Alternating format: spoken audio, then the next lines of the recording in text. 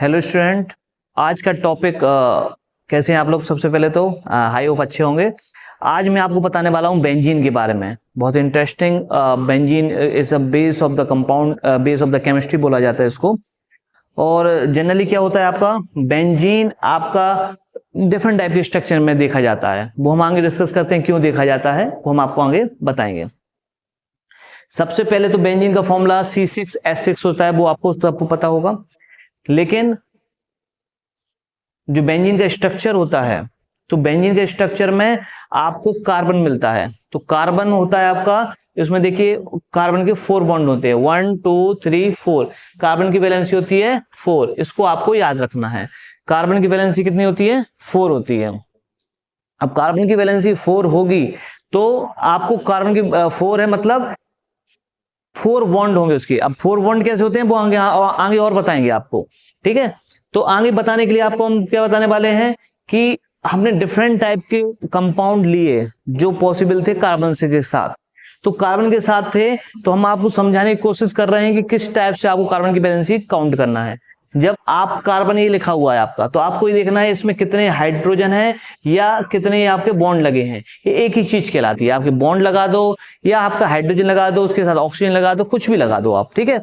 तो हम bond count करेंगे 1 2 3 4। हम ये काउंट नहीं करेंगे अभी, ठीक है। तो 4 हो गया यहाँ पर। अब इस कार्बन की बात करते हैं हम। देखिए आपको 1 2 3 4 हो गया ना। यहाँ पे ये वाला भी स्ट्रक्चर सही है आपका, ये वाला भी स्ट्रक्चर सही है। यहाँ बात करते हैं 1 2 3 4, ये वाला भी स्ट्रक्चर आपका ठीक है। अब आ जाते हैं इस बात पे। अब यहाँ पर केवल हाइड्रोजन थे, अब आते हैं हम ऑक्सीजन पर। तो ऑक्सीजन की वैलेंसी होती है आपकी 2। तो देखिए आप कार्बन के साथ कितने हैं 1 2 3 4। मतलब एवरी टाइम कार्बन के पास 4 बॉन्ड या 4 कंपाउंड, 4 आपके एटम कुछ ना कुछ आपके ऐड होंगे वहां पर,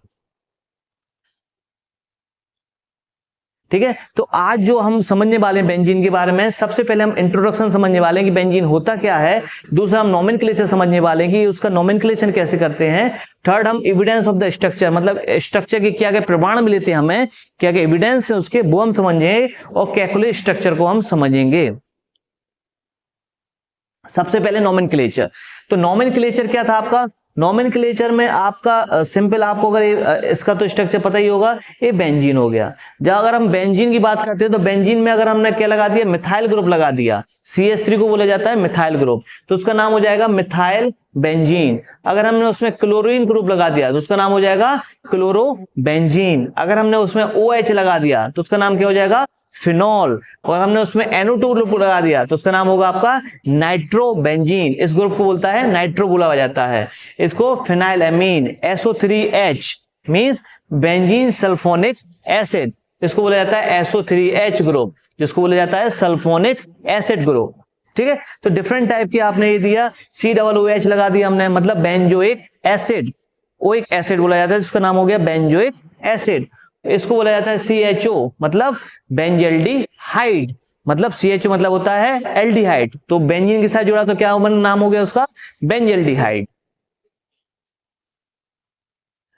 अब स्ट्रक्चर ऑफ बेंजीन, मतलब बेंजीन का एविडेंस मिला था कि भाई आपने कैसे प्रूफ कर रहे हैं कि बेंजीन आपका एरोमेटिक कंपाउंड है या उसका C6H6 फॉर्मूला है। तो उसके लिए कई प्रमाण आए थे। पहला था आपका मॉलिक्यूलर फॉर्मूला जो सिंपल सा क्लियर था, C6H6। दूसरा था straight chain structure not possible. Straight chain structure मतलब क्या होता है? स्ट्रेट चेन होता है आपके एलिफेटिक कंपाउंड या एल्कीन या एल्काइन। एक्चुअली क्या हुआ, क्या इसमें आपके डबल बॉन्ड प्रेजेंट थे, ठीक है। तो इसको डबल बॉन्ड प्रेजेंट थे तो इसको किस कैटेगरी में रखा गया?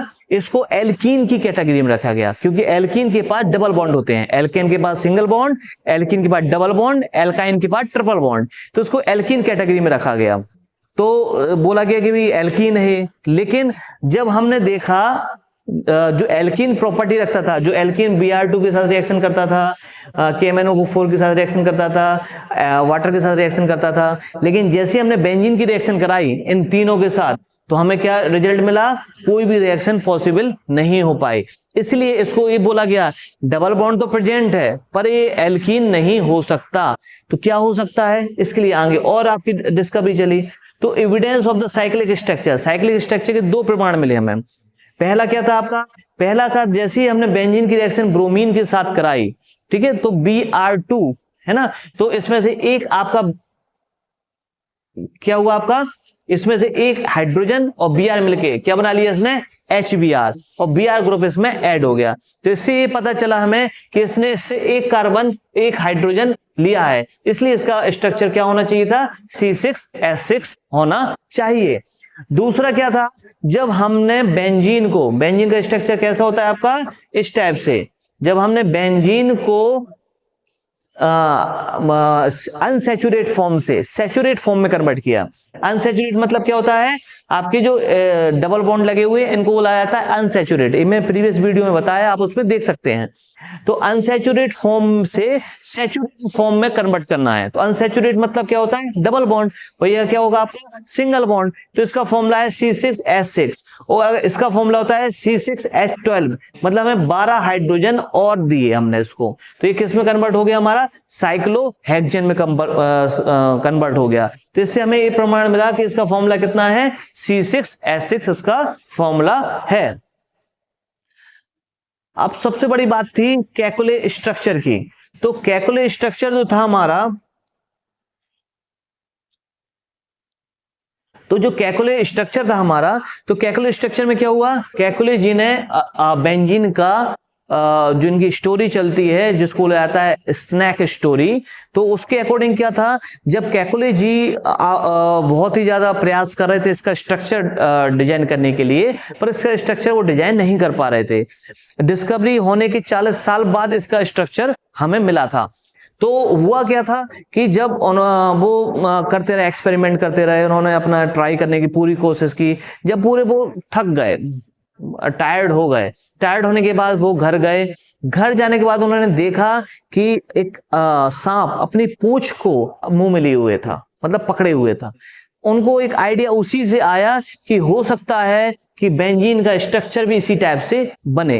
तो उन्होंने ये वाला आपका फॉर्मूला सजेस्ट किया जो कि सही था, ठीक है। तो उसके बाद उन्होंने क्या किया, जब उन्होंने ये फॉर्मूला सजेस्ट किया तब उनको रेजोनेंस के बारे में नहीं पता था उस टाइम पर।